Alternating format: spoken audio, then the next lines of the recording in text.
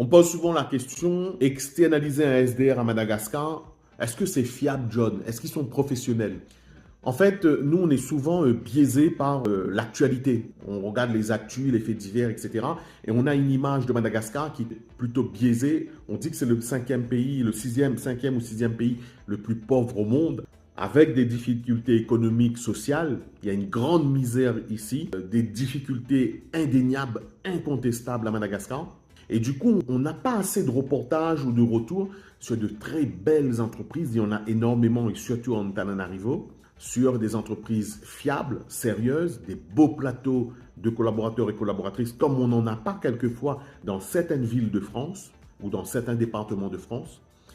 Et ici, ben, vous avez des belles entreprises, des petites entreprises de 10, 15, 50 collaborateurs, et puis des entreprises de 100, 200. Il est très courant de voir des centres d'appel, call center BPO à 200 collaborateurs. Et puis vous avez des gros, à 4000 collaborateurs comme Concentrix, 3000 comme Connecta, etc.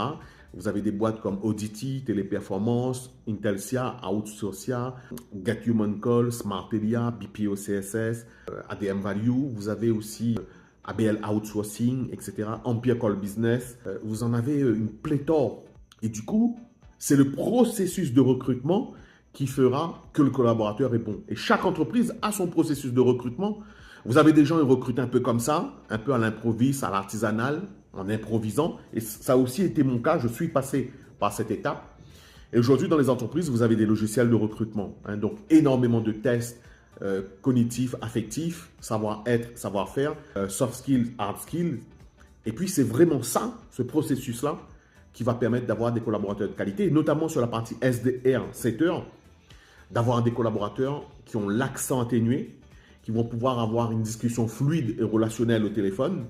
Donc la réponse est oui, vous avez des collaborateurs. Maintenant, il faut savoir mettre le prix face à vos ambitions. Je dis souvent, si tu veux par exemple une Lamborghini, une Porsche, ce n'est pas le même prix qu'une Renault Symbole et ce n'est pas le même prix qu'une trottinette. Il faut se positionner, avoir l'ambition, l'investissement de ses ambitions et de se dire, est-ce que je veux le discount pas cher ou est-ce que je veux la qualité ou un mix des deux?